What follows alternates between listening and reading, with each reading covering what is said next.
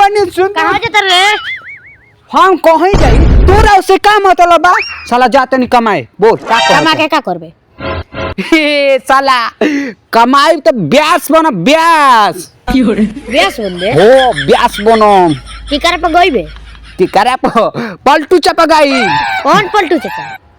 अरे साला नीतीश कुमार जो बिहार के मुख्यमंत्री है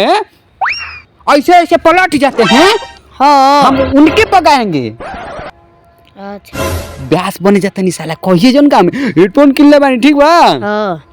गा के सुनाई गा के सुना होगा। पलट गइले हो दादा पलट गइले पलट गइले ठीक कैसे लागला गइबे तो चली तनी बढ़िया से गाओ। अरे सहू गाइब तो चली न साला तनी चल Later. अरे बतिया तो हमार सुन लो अरे कहाँ जाता रू अरे हमारे घर पैसा आई तो एक और जब बात हमार सुना ना यार अरे भाई हमारे बतिया तो सुन लो अरे बाप रे का होइल बा? कुछ नहीं के भाई कुछ नहीं गेल काहे रोत रह? अरे वो नहीं तारा के एगो बात बता दे तनी बताओ। जेकरा से प्यार कइल जाला उहे साला धोखा देवेला तारा के एगो प्रूफ समझा दे तनी बबुआ हमार एगो आन्हर रही नु आन्हर हाँ ओकर जीवन भर लकड़ी साथ देला डंडिया छड़ी हे तो चलेला नु खुद के हाँ तो आन्हर के पहले अगर भगवान करस तो ओकरा के दिखाई दी तो पहले उ का फेंकी डंटा डंटा नु हाँ तो हाल बजे भैया जेकरा से प्यार कोइनी उहे घात कइलस हमारा के बर्बाद करे वाला एकरा बोही चोदो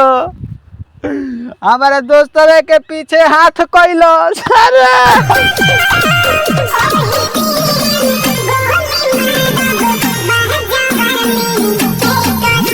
Later. देखो लोग गांव के बात कहतन मेहरारू बात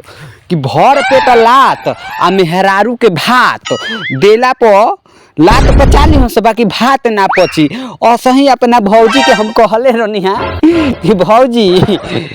एगो हम लड़की पटैले बानी कहियो जन तो हम चल गनी जान जाके पढ़े बास्ता लेके अपन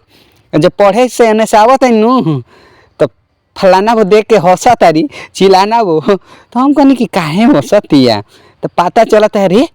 फलाना के लेके संग ही लेटर देले पकड़ाई रहले ना तो से के कलसा आ तो केहू ना एगो आदमी कलसा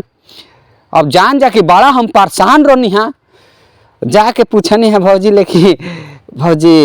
कह दिलू हा तो कहने भाग बेटा हुआ हम काहे कनिया बाता बाती पर होत रहल बात आ गइल है कनी है ना बात आ गइल है तो यही से भैया मेहरारू के एक छिपा भात दे दनु तू पची बाकी बात ना पची